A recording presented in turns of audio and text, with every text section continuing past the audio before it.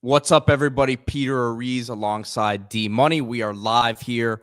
Instant reaction. Miami falls to Georgia Tech 9-1 on the season. Now 0-1 this week. We've been saying all year long 1-0 this week. D 0-1 this week, and a day of reckoning, so to speak. I would say for Miami, a lot of the issues that we've seen throughout the season that have kind of plagued the Hurricanes came to fruition today. And again, 28-23. So not able to score enough. Defense, got run all over. But at the end of the day, the offense that has been so prolific all season long only scores 23 points. To me, is more the story than anything here, D. Yeah, I mean, really, to me, team loss, you can't really pin it on any one player or unit. I think the defense, they've been playing on a razor's edge this whole season, and it was a different kind of game today for the defense, but to me, it was just as bad as any game they've had. I thought stops they needed to have, they didn't even make an effort. Not saying they weren't trying. That's the wrong – don't take it that way. But it's like it wasn't like they made a great play against a sound defensive play. Duke did that a couple of times last week where Duke made some great plays and you played decent defense. Here you're talking about guys wide open on third and long, weak edges. The physicality wasn't really there unless there was one of those targeting plays. To me, the defense has been, obviously below average all year. I thought they could be, by the end of the season, we'd call them average, but it's going in the other direction here. And then the offense, which again has been kind of forced to save the day, just didn't have that today. Even on the last drive, I was thinking, man, we survived so many of these and they require so many things to go right. It's not just Cam Ward being good. It's a receiver doesn't drop the ball or a pass doesn't get deflected or a blitz pickup doesn't get missed. I mean, it's hard to win like that consistently because something goes wrong. In this game, you had the sack at the end, which I thought, Cam could have done a better job. But, I mean, he's the best player in the country, best quarterback in the country. He's the reason why this team is where it is. So you can't get too upset at him. But not his best day. Really not anybody's best day. No one of the people on the sidelines, not their best day. The fans showed up. That's about all you could say. It wasn't a laydown. It wasn't like, just an embarrassing no-show type of game. It was more, this is a flawed team, and I think their record is now catching up to where they've been all year. Yeah, look, I agree with you. I think Cam's one of the best in the country. Unfortunately, I think today his Heisman campaign comes to, look, unless some things kind of fall in his favor there, I don't see him, his by the numbers, it was fine. He threw for 350 and 3 touchdowns, but you lose a game like this, and I think already Dylan Gabriel was kind of, pushing on him a little bit. And by the numbers, Cam has him all day, but unfortunately, I think this is a blow to his campaign there, D. I mean, it's a blow to his campaign, but I think that's too strong. There's not a human being on the planet that thinks that Dylan Gabriel's a better player than Cam Ward. I'm sorry. He's just not. He's a good college player. He's like a Timmy Chang or, what's the other guy from Hawaii? He's like that. I mean, he's to compare Cole Brennan. To compare it to Cam Ward to me is a disgrace. But I don't think there is. But you understand how these awards go, D, and Oregon's going to be undefeated, and I mean that's what I mean in terms of how these perception kind of shifts go in situations like this. So that's more what I mean. Cam, by the numbers, had a solid game, but I mean, I think if anyone was watching that game, you could say that there's probably moments that you wish he had back. And when he watches the tape, he'll probably say that, there were some things that he could have done differently. Yeah, no, he didn't have a good game. I mean, I'm not trying to defend him. I'm just saying the Heisman, look, there's a lot of season left. I think for Cam, winning the ACC is what's going to dictate his Heisman and continuing to perform. That's, you have to get to the ACC game first, which means you have to win these 2 games, which none of these games have been gimmies. And then the idea that there's the tiebreakers can be complicated. I think Miami right now, looking at the different scenarios, has a good hand in the terms of the tiebreakers, but it's not guaranteed. Obviously, you're cheering for Pitt to lose. You're cheering for Clemson to lose. I think Miami is probably, is still a betting favorite to be in that game. But obviously those odds took a hit. Odds took a hit. It's just like you think this year's different in terms of like not having to worry about stuff like that, right? Because every year that Miami's been in the mix for the ACC, it's always you got to worry about what other people do, right? Because they haven't taken control of their own destiny. They did the 1 year, but other than that, it's like you thought that this year was different in that sense, and obviously it wasn't. Brent Key has done a really good job building that foundation of the program over there now in his second full year at Georgia Tech, and it's you got to give them credit. But look, Miami's defense deserves blame. 271 yards rushing allowed on the day, but 28 points, 14 and 14, 14 in the first half, 14 in the second half. Like, if you give Miami, if you tell them before the game, hey, we're going to hold them to 28 points, you got to feel good about the offense being able to score that, D. Yeah, but I mean, it goes further than that. You look at time of possession, Georgia Tech 34 minutes, Miami 25 minutes. So that had a lot to do with the offense missed a ton of opportunities, but that when you lose a time of possession like that, that's not a good sign. The defensive ends, I don't think played very well today. You had 0 sacks on the day. They didn't throw it a lot, obviously, but look, the edges weren't firm and you didn't get any sacks. So the defensive ends, to me, if you look at a disappointment, we highlighted them before the game as potential guys to make an impact here, and they didn't play their best game. So really, again, a team loss. People thought, Guidry not being ready for a team that really was undermanned. I mean, they did have their very good receivers. But your quarterback can't throw. You're playing a true freshman, exactly, one RQB and a freshman quarterback. Your running backs are depleted also. So this is not a game where you tip your hat to Georgia Tech for getting it done, but you don't tip your hat to and say you just got beat by a better team or comparable team. I think this was a game Miami gave away, but they've almost gave away a few others, so it's just kind of coming back to roost. Yeah, that's what I said at the start of the show, man. Just kind of like a day of reckoning, so to speak, because it's like a lot of the stuff that has shown up here and there during certain games, like really it for some reason it felt different, I think, late in the third quarter. And even when they were fighting still and they were in it there, it felt different. It felt like there was something awry about the way the game was playing out. So again, the offense did what they could there, scored, but then obviously had the fumble at the end. But you're right, man. I mean, you saw that, what is it, a 17-play drive for Georgia Tech, so the defense just couldn't get off the field there. That was like an 11-minute drive that took a whole quarter of football. So, I mean, like, that throws things off in a big way, throws the momentum of the game off. And that middle portion of the game, Miami's offense was completely just a non-factor because they weren't on the field. Yeah, it's it's just so many mistakes you could go through. It's just, you're all you said, Pete. It was one of those games. I had a weird feeling the whole game. Honestly, really didn't feel great this week. I'm in Bahamas. That's why there's wind here. Someone asked if there was a fan in the room. You look like you're in the indoor facility, man. I don't know. Yeah, but there's a cane event here in Bahamas, and the hotel didn't, like, the game kept glitching out. So that was a bad sign. I had to leave and watch it on my phone. But you could go down the list.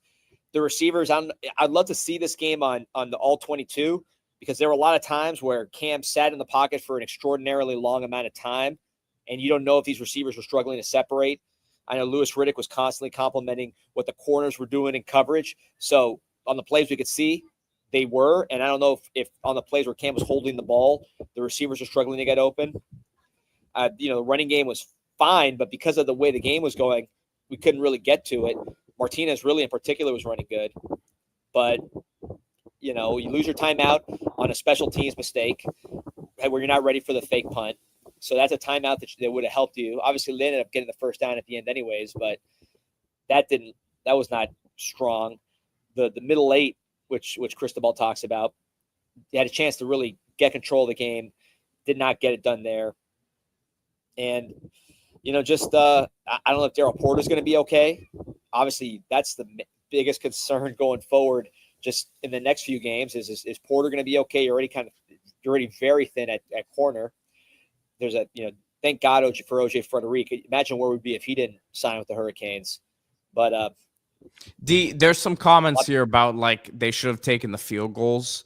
And coming into this game, Miami was 10 for 11 on fourth downs and felt pretty good about what they were doing. And I mean, it was 4th and 1, 4th and 2 type situations most of the season, but they didn't convert a couple times tonight, and I think that hurt them. But I can't blame Mario for making that decision to go for it, because it's been successful all season. And they just, again, I mean, Georgia Tech, you got to give them credit for playing tough tonight.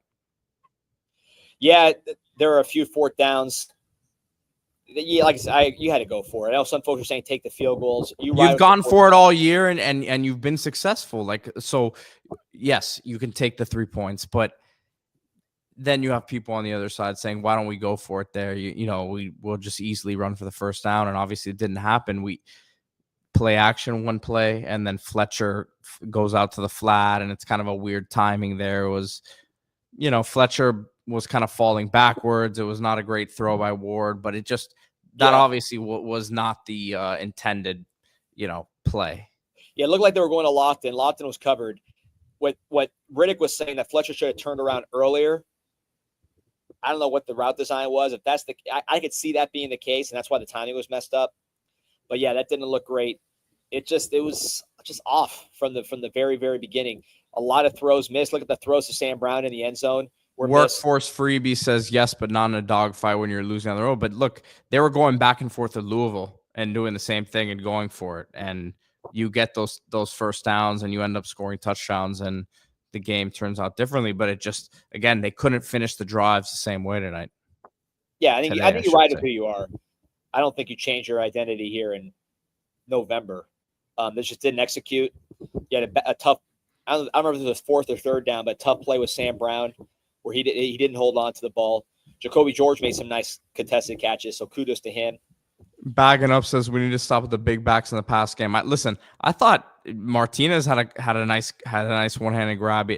Fletcher did drop a ball, but I mean, yes, I would love to get Chris Johnson involved more in the passing game, but for whatever reason, they just they aren't trusting him in that role right now.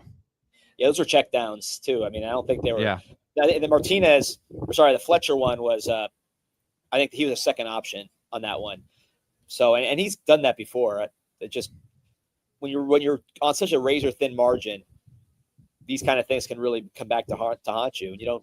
Joshua Eugene says GT offense is not Louisville. Come on, Pete. I mean, yeah, they only held them to 28 points. So it was half of what they allowed to Louisville. I just think it was the way that they kind of just ran down Miami's throat and didn't even throw for 100 yards, 99 yards passing. So a lot of the misdirection stuff, a lot of the side to side motion before the snap, I think mess with them a bit. But no, I mean, I'm not making any excuses. I'm just saying that it was still only 28 points.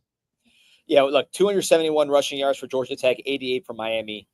It's hard to win when that's happening. Cam Ward still got his stats, 348 yards, 3 touchdowns, no interceptions. There were some missed opportunities, as PJ Shaw says, missed throws, but no, I agree. I'm just saying that in looking at the team, looking at the team stats, when you get outrun to that degree, 271 to 88, and look, I understand that Georgia Tech wasn't passing, but they had 5.6 yards per rush. So, it was just poor defense, in my opinion, the biggest culprit here. And then when you have such a low margin for error on defense, other mistakes get magnified. Ralph says, I'm tired of losing to lesser teams. Listen, it's the first loss of the year, so it sucks. We're upset about it, and we wish they were 10-0, obviously, but everything's in front of them. Yeah, look, I mean, they got to get a lot. They got to get a lot of stuff fixed. Yeah, I mean, we're not painting a picture of this being, perfect situation without a doubt. Obviously, a lot of things showed its ugly head today that were constant issues throughout the season, but we still have to understand that this is a situation that Miami would have probably taken it before the season if you told them, through 12 weeks, through 11 weeks of the year, you have one loss and you control your own destiny in the ACC. So, well, look, I mean, I don't even get down that road because we said that a lot. There's 2 games left in November, and Miami's historically had November slides, so they really need to get together and finish the regular season 11-1, which would be, again, I think people would be pretty happy with that. You don't have your own destiny in your hands when it comes to the ACC championship game, but you do have the upper hand based on the tiebreakers. So it's really about just getting better as a team. But the concerning part for a Canes fan is the defense has had chances to really tighten up, and there's been other leaks that are popping up. What I really thought with this defense, I thought they'd struggle in the secondary. That's not a surprise to me. The linebacker play has taken a step back. Kiko Mauno's had some rough moments. I like how they were blitzing him a little more in the fourth quarter. He had a big stop just going forward. Just get him going forward. He's really struggling in space this year.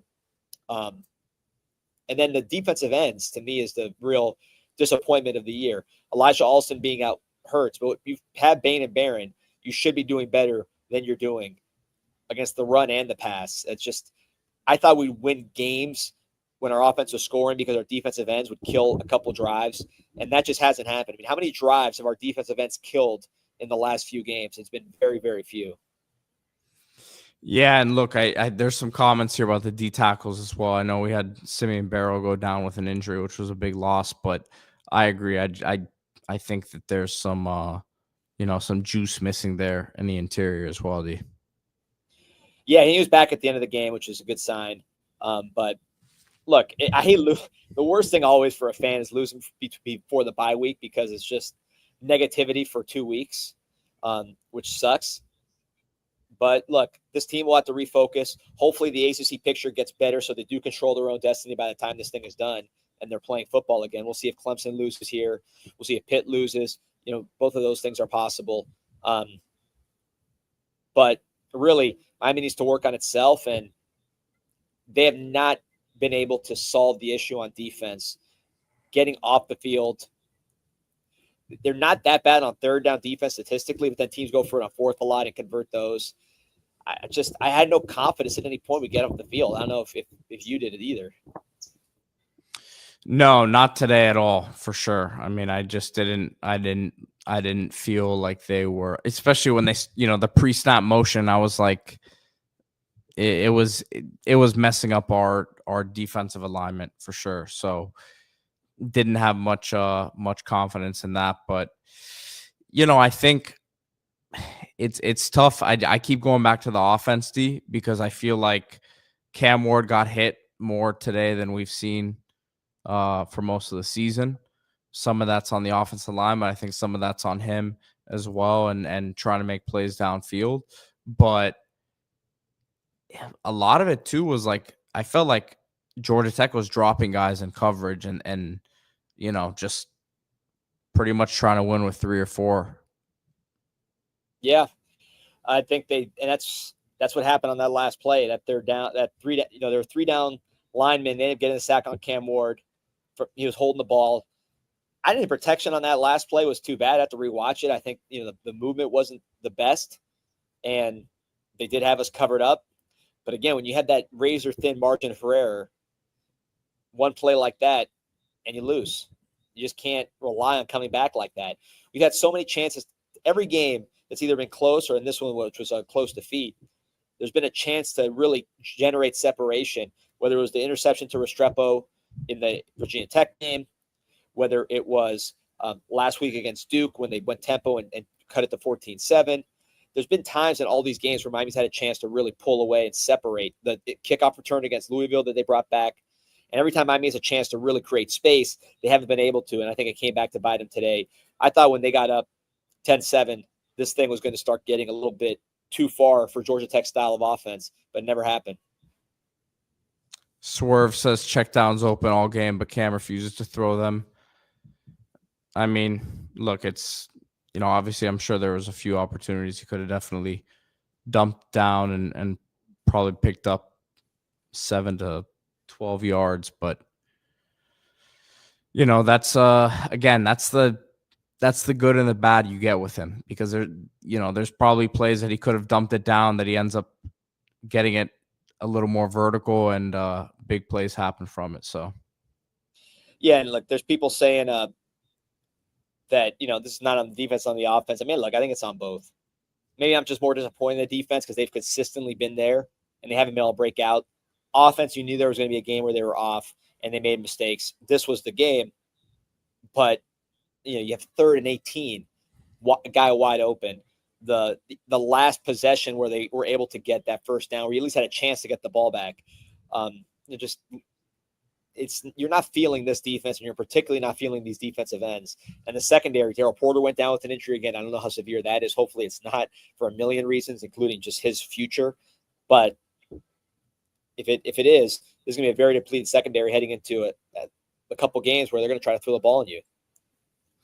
Yeah, I don't know. I think maybe just the way that it felt, D, in terms of the offense, it didn't feel as easy tonight, or I keep saying tonight, but today, in terms of moving the ball up and down the field. So that's why it kind of felt to me a little bit uneasy when you were in the middle of that game. And I think a lot of people in the comments are saying it too, because yes, the defense gave up almost 300 yards on the ground. And at times you couldn't get off the field. So that changes the mindset of the game and the way that everything's flowing. But yeah, it was just, the offense didn't feel like it was just as effortless at times tonight. And that's still with Ward throwing for 360 and 3 touchdowns. Yeah, no, I mean, it was choppy. You see that first play to Roy, you think it's going to be an easy day at the office. And it certainly was not. But you also have to look at the opponent. I think someone mentioned, Georgia Tech was putting a lot of faith in their cornerbacks. And they did. Again, I have to rewatch the game. It certainly looked like they were trusting their cornerbacks to cover our guys, and they did for the most part early. Obviously, Cam got loose late. You had the Xavier Restrepo touchdown. But they at least looked like they had good defensive backs. Offensively, they had no running backs, and their quarterbacks were hodgepodge, and they ran for this many yards. That, to me, I know I'm being a broken record, but that's just so disappointing, especially with the run defense that statistically has been pretty good, been very good all year. Yeah, I mean, the fact that you understood that Haynes King and the other kid, Philo, neither of them were really a threat to throw it downfield too much. They still hit you for a couple, big 3rd down conversions, but yeah, I mean, everything that they were getting was side to side, and then just, a lot of window dressing before the play that really got Miami off balance. I think Miami really misses a physical presence in the secondary. I know Zaquan played today. He was kind of getting his feet under him, you could tell. But we just don't have that safety or that big corner that's really going to make you pay when you go to these edges, when you go on the perimeter. It's just, we don't have that. Everything's a second slow. Every tackle's loosey-goosey. We either don't have speed there, or we do have speed, we're playing unsure. And then you got guys that just don't have that much size. And we really did miss. If you talk about a guy like Damari Brown, where I think we missed him in this game was just a physicality on the perimeter. That's where we could have used a guy like Damari Brown. And then at safety, we just haven't had that physical presence all year. It's just not been what we have out there. Yeah, listen, it's again, a lot of the issues that we've seen all season long kind of coming into one here during this game, and Georgia Tech gets the win 28-23. We have almost 1,500 live viewers right now, D. So again, remember everyone to like this video and subscribe to the channel. We have these live reaction shows after every game. Normally they're a little more upbeat than this, but I mean, we aren't like shell shocked at the outcome of this game. I had predicted an outcome way differently way different than what we saw today. You had Miami winning as well, but like, can we both sit here and say, wow, like, I can't believe this just happened? I think it's pretty much like what we've seen all season long coming into one game. No, I think it's not like, I don't think it's a game where Miami got lazy. I think it's a game where Miami's weaknesses just got exposed. Yeah. And they've been exposed. We just haven't paid the ultimate price of losing, which happened today. That's really, to me, what it is. It was a different way of doing it because Georgia Tech's offense was so unique. But ultimately, it was the same story. You're counting on Cam Ward to make a miracle comeback, and this time he wasn't able to get you home because it's football. Things happen. And when all your hopes are riding on that razor-thin margin, these type of things happen. But look, this team can still win the ACC championship game. Hopefully, there's no weird situation with the tiebreaker. Like I said, the way it shapes up with the various tiebreakers, we are in the pole position. But there's just so many variables right now because you have Pitt involved, SMU involved, and Clemson involved, plus Miami. So it's hard to predict all the different permutations. We don't totally control our own destiny, but we should. But let's hope Pitt gets knocked out against Virginia, and that one's out the door, and then we'll worry about the rest. And obviously, we got to win our next two games, and then go to the ACC championship and try to win that, man. I mean, listen, anybody that's on this Zoom or on this stream would be happy with an ACC championship win. That goal is still there. You wish it was directly in Miami's control, but now it's just mostly in Miami's control. They got to get a lot better. They got to solve these problems because SMU could score, Clemson could score, and all three of those teams have much more functional quarterback situations than what Miami just lost to here against Georgia Tech. Yeah, I mean, look, we got the bye week now, so it'll be a long week of people on social media questioning this last game and things of that nature. But look, like you said, everything's in front of them here. It's not the first time it's kind of been the situation for Miami in the ACC, but I think it's going to be an important week here for the team to kind of rebound once they have the game after that. Yeah, and look, you got to drown your sorrows, Pete. Pull up our friends down at Dadeland here. We got a lot of time on our hands now with this bye week, which stinks. Obviously, Kansas side, you can vent. 7 million posts and counting. That'll probably go up this weekend. It's usually more popular when we lose, unfortunately. So a lot of ways to vent. There'll be a lot of analysis throughout the bye week. There's a chance for Miami to recruit as well. So there's going to be a lot of recruiting action. You hate to recruit coming off a loss. But look, right now you're still doing better than most of your rivals. So go to KansasSite.com, vent. I see a lot of opinions here in the comments. I know there's going to be a lot of fun debate. Maybe not fun, but spirited debate on KansasSite.com. If you get hungry, you want to drown your sorrows in some Cuban food, Islas Canarias in Dadeland, in the dining pavilion, also known as the food court right there in Dadeland Mall. The best croquetas in the world. Even after a loss, they still taste good. They'll bring you home. 7 different flavors. This is comfort food, right? So this is post-loss type of food. Drown yourself in some food. Throw the diet away. Let's go to Islas Canarias. And maybe tomorrow morning for breakfast, regroup with a nice Cuban breakfast at the Dadeland Dining Pavilion or right there at the restaurant out west. And, man, they taste a lot sweeter after a win, but they'll still taste good after a loss. But, oh, man, it hurts. It does hurt to do this. We haven't done this kind of show since the Pinstripe Bowl in December, late December, when Ja'Carri Brown was the quarterback for the Canes. Yeah, and I was prepared to do other ones like this because of the way that the season's gone, where they have come back from multiple double-digit deficits in the second half. And, I tapped out a couple times in this second half. And then, of course, they keep battling, and it's like, man, are they going to do it again? And they couldn't pull it out. But, we'll talk a lot more about kind of like the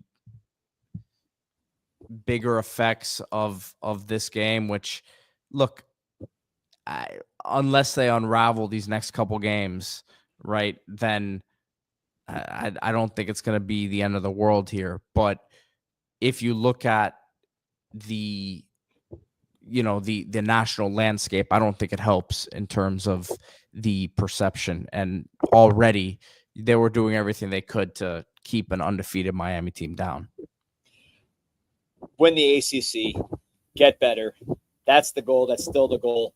If you're, we don't need as much help as we usually do this time of year, but if you're watching Pitt, cheer against Pitt. You're watching Clemson, cheer against Clemson, and Miami's got to get their house in order, or else they might get to the game and not be able to take it home, which would be a terrible outcome. So let's see how it goes. I'm confident in Cam Ward. That hasn't been shaken. He's not infallible. There's going to be tough games, and his tough game is still pretty productive. Miami just needs to get a lot better. Hope that Terrell Porter's healthy, and we got to take this one on the chin, regroup, and get better. All right, D. We'll wrap things up here, and we'll be back on Monday for Canes Insight Daily. Appreciate you joining us from the Bahamas. There, people are asking where you're at, thinking you're on a boat. You got the wind blowing in your face there, so even though the Canes lost, it looks like you're doing all right. We need the weather to pick up here, but whatever. It's all good. Go Canes. Go Canes. Remember to like this video and subscribe to the channel.